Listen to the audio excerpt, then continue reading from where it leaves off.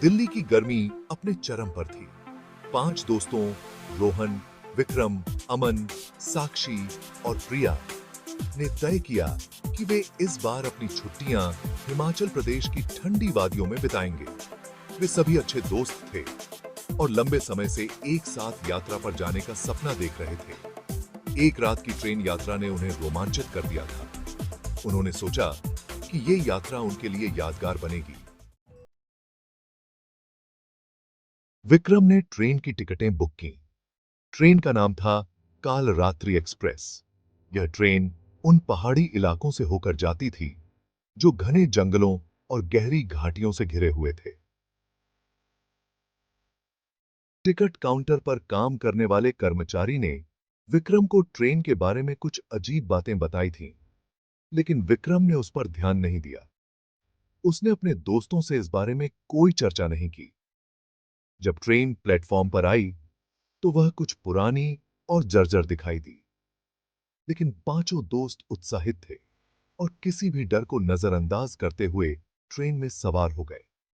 वे अपनी बोगी में पहुंचे और देखा कि वहां बहुत कम लोग थे। पूरी बोगी में बस कुछ ही लोग थे और उनका चेहरा भी अजीब लग रहा था। वे चुपचाप बैठे थे, जैसे कि वे वहां मौजूद नहीं थे। रात का समय था और ट्रेन धीरे धीरे चलने लगी। ट्रेन के चलने के साथ ही बाहर का दृश्य और भी डरावना हो गया। घने जंगलों के बीच से गुजरती ट्रेन में एक अजीब सी खामोशी थी। रोहन ने अपने दोस्तों का मन बहलाने के लिए हंसी मजाक करना शुरू किया, लेकिन जैसे जैसे समय बीतता गया, सबकी हंसी धीमी होती गई। ट्रेन की खिड़कियों के बाहर केवल अंधेरा था। कभी कभी बाहर कुछ चमकती आंखें दिख जाती, जैसे कोई जानवर घूर रहा हो। प्रिया ने इसे पहली बार देखा और अपने दोस्तों को बताया, लेकिन किसी ने उसकी बात को गंभीरता से नहीं लिया।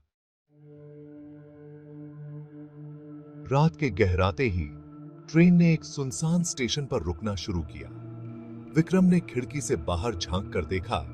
वहां एक बोर्ड था जिस पर लिखा था रक्तपुर स्टेशन।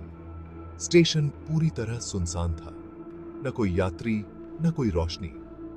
इस नाम का स्टेशन तो मैंने कभी नहीं सुना, विक्रम ने आश्चर्य से कहा। साक्षी ने कहा, शायद ये कोई छोटा सा गांव होगा। वैसे भी हम यहां क्यों रुक रहे हैं? तभी ट्रेन के दरवाजे अचानक खुल गए। ठंडी हवा का एक झोंका अंदर आया और फिर एक आदमी जिसने काले कपड़े पहने थे, बोगी में चढ़ा। उसका चेहरा धुंधला था, जैसे उस पर कोई धब्बा हो। उसने किसी से कोई बात नहीं की और चुपचाप एक कोने में बैठ गया। जैसे ही ट्रेन फिर से चलने लगी, उस आदमी के बगल में बैठे एक यात्री ने अचानक जोर से चीखना शुरू कर दिया। उसकी चीख इतनी भयानक थी कि सभी डर गए। उसके शरीर में अचानक से झटके लगने लगे और उसकी आंखें सफेद हो गईं।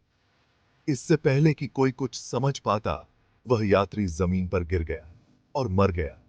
पूरी बोगी में सन्नाटा छा गया। उस आदमी के शरीर से काला धुआं निकलने लगा और धीरे धीरे वह धुआं ट्रेन की बोगी में फैल गया। साक्षी ने सबसे पहले इस धुएं को महसूस किया और उसका दम घुटने लगा। रोहन ने जल्दी से दरवाजे की ओर दौड़ने की कोशिश की, लेकिन दरवाजे लॉक हो चुके थे। कोई भी बाहर नहीं जा सकता था। तभी विक्रम ने महसूस किया कि वह अजीब आदमी जो पहले आया था, अब वहां नहीं था। वो आदमी कहां गया? प्रिया ने घबराते हुए पूछा। मुझे नहीं पता, लेकिन हमें जल्दी कुछ करना होगा, विक्रम ने कहा। धुआं तेजी से बोगी में फैल रहा था।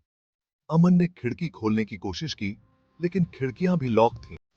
तभी अचानक से ट्रेन के अंदर की लाइट्स झपकने लगीं और अंततः बुझ गए। चारों तरफ घना अंधकार फैल गया।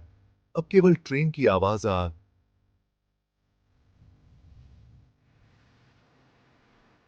उनके दिलों की धड़कनें सुनाई दे रही थीं।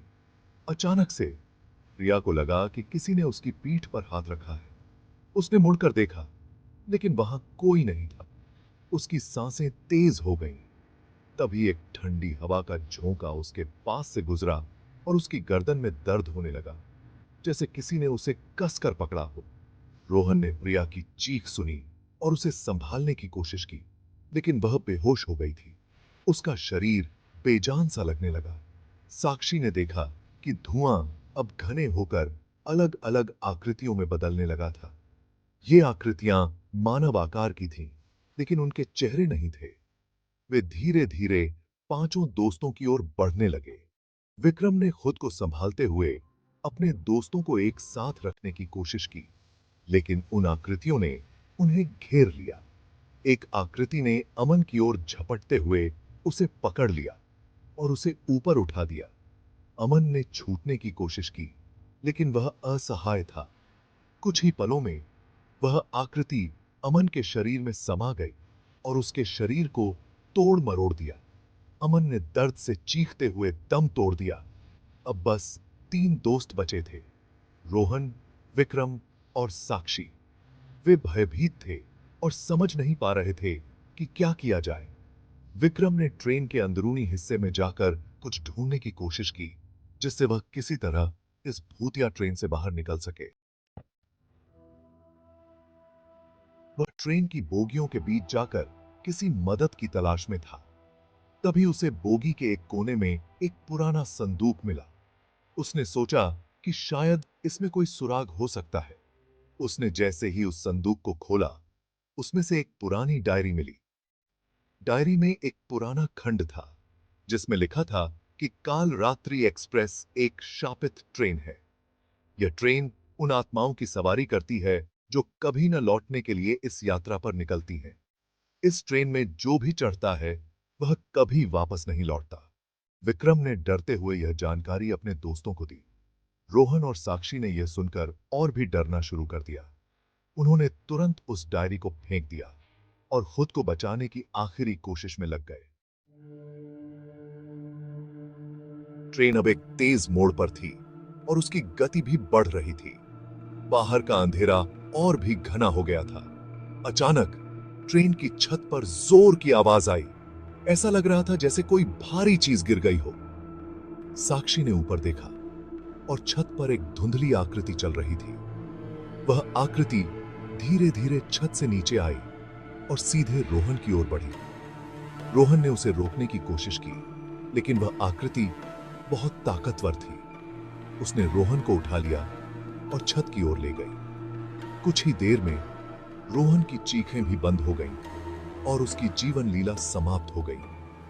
विक्रम और साक्षी अब पूरी तरह से अकेले रह गए थे। वे दोनों एक दूसरे का हाथ पकड़े हुए थे और अपनी मौत का इंतजार कर रहे थे। ट्रेन अब अपनी पूरी रफ्तार से चल रही थी। विक्रम ने आखिरी बार बाहर झांक कर देखा। ट्रेन अब एक खाई के किनारे थी। साक्षी ने उसकी तरफ देखा और कहा, क्या हम भी मरने वाले हैं विक्रम? विक्रम ने कुछ कहने की कोशिश की, लेकिन उसके शब्द भी अब खत्म हो चुके थे। ट्रेन अचानक से रुक गई और एक जोर की आवाज आई। ट्रेन खाई के किनारे पहुंच चुकी थी। विक्रम और साक्षी ने अपने अंत का सामना करने के लिए खुद को तैयार किया। जैसे ही ट्रेन खाई से नीचे गिरने लगी, उन्होंने अपनी आखिरी सांस ली। ट्रेन नीचे गिरते ही एक जोरदार धमाका हुआ और सब खत्म हो गया। कुछ दिनों बाद काल रात्रि एक्सप्रेस के दुर्घटनाग्रस्त होने की खबर पूरे इलाके में फैल गई। ट्रेन के मलबे में से कोई जीवित नहीं मिला। पांचों दोस्तों की लाशें भी उसी खाई के नीचे बिखरी हुई मिली। रेलवे के अधिकारियों ने इस दुर्घटना को एक सामान्य हादसा करार दिया, लेकिन गांव वालों के बीच में एक अजीब सी खामोशी थी। रक्तपुर गांव के बुजुर्गों के अनुसार कालरात्रि एक्सप्रेस का इतिहास बहुत पुराना और खतरनाक था। कहा जाता था कि बहुत सालों पहले इस ट्रेन में एक बहुत बड़ा हादसा हुआ था। ट्रेन में आग लग गई थी और उसमें सवार सभी यात्री जलकर मर गए थे। लेकिन इसके बाद भी ट्रेन ने यात्रा करना बंद नहीं किया। तब से जो भी इस ट्रेन में चढ़ता है वह कभी लौट कर नहीं आता। गांव वालों ने कई बार रेलवे अधिकारियों से इस ट्रेन को बंद करने की अपील की, लेकिन हर बार उनकी बातें अनसुनी कर दी जाती। हर साल कुछ लोग इस ट्रेन में सवार होते और फिर वे हमेशा के लिए गायब हो जाते। गांव वालों के बीच यह अफवाह थी कि इस ट्रेन में जो भी यात्री सफर करते हैं वे शापित आत्माओं का शिकार हो जाते हैं। विक्रम, रोहन, अमन, साक्षी और प्रिया के गायब होने के बाद उनके परिवार वालों ने उनके लिए काफी खोजबीन की, लेकिन कुछ हाथ नहीं आया। पुलिस और प्रशासन ने इसे एक दुर्घटना मानकर मामले को बंद कर दिया, लेकिन उनके परिवार वाले कभी इस सच को नहीं स्वीकार पाए। विक्रम की मां, जो अपने बेटे की मौत को किसी भी तरह से स्वीकार नहीं कर पा रही थी, उसने एक तांत्रिक से संपर्क किया। उस तांत्रिक ने उसे बताया कि उसके बेटे की आत्मा इस भूतिया ट्रेन में फंसी हुई है और उसे शांति नहीं मिल पा रही। तांत्रिक ने विक्रम की मां से कहा कि वह इस ट्रेन को हमेशा के लिए बंद करने का प्रयास करे, नहीं तो और भी निर्दोष लोग इसका शिकार होते रहेंगे। विक्रम की मां ने रेलवे विभाग से इस ट्रेन को बंद करने की कई बार अपील की, लेकिन हर बार उसकी अपील को अनसुना कर दिया गया। अंततः उसने रेलवे स्टेशन पर जाकर खुद आत्महत्या कर, मरते वक्त उसने इस ट्रेन को हमेशा के लिए बंद करने की चेतावनी दी। कुछ महीनों बाद रेलवे ने कालरात्रि एक्सप्रेस की सेवा को फिर से शुरू करने का फैसला किया, लेकिन जब ट्रेन अपनी पहली यात्रा पर निकली तो वह अपने तय समय पर वापस नहीं लौटी। रेलवे विभाग ने ट्रेन के गायब होने की जांच शुरू की, लेकिन ट्रेन का कोई भी सुराग नहीं मिला। गांव के लोगों का मानना था कि ट्रेन अब एक शापित यात्रा पर निकल चुकी है। अब वह ट्रेन कभी किसी स्टेशन पर नहीं रुकेगी और जो भी उस पर सवार होगा वह हमेशा के लिए उस भूतिया यात्रा का हिस्सा बन जाएगा। कहा जाता है कि रात के अंधेरे में जब कोई स्टेशन सुनसान होता है तो कालरात्रि एक्सप्रेस वहां आकर रुकती है। इसके दरवाजे खुलते हैं और कुछ समय बाद दरवाजे बंद होकर ट्रेन फिर से गायब हो जाती है, लेकिन जो भी इस ट्रेन पर चढ़ता है वह कभी वापस नहीं लौटता। रोहन, विक्रम, अमन, साक्षी और प्रिया की आत्माएं अब उस ट्रेन का हिस्सा बन चुकी थीं। वे भी अब उस अनंत यात्रा का हिस्सा थे जो कभी खत्म नहीं होती। उनकी चीखें अब उस ट्रेन की गूंज में मिल चुकी थीं। जो यात्री इस ट्रेन में सवार होते, वे इन 5 दोस्तों की आत्माओं का सामना करते, जो उन्हें अपनी मौत की ओर खींच लेती थीं। ट्रेन अब एक शापित यात्रा पर है, जो न जाने कितने और निर्दोष लोगों को अपनी चपेट में लेगी। और इस तरह काल रात्रि एक्सप्रेस की भूतिया यात्रा अनंत काल तक चलती रहेगी, बिना किसी अंत के। यह कहानी भूतिया यात्रा और एक शापित ट्रेन के रहस्य को उजागर करती है, जिसमें 5 दोस्तों ने अपनी जान गंवाई। इस ट्रेन की रहस्यमयी और भयावह यात्रा ने न जाने कितने और लोगों की जिंदगी खत्म कर दी। कोई नहीं जानता कि इस भूतिया ट्रेन का अंत कब होगा, लेकिन इतना तय है कि जो भी इसमें चढ़ेगा वह कभी वापस नहीं लौटेगा।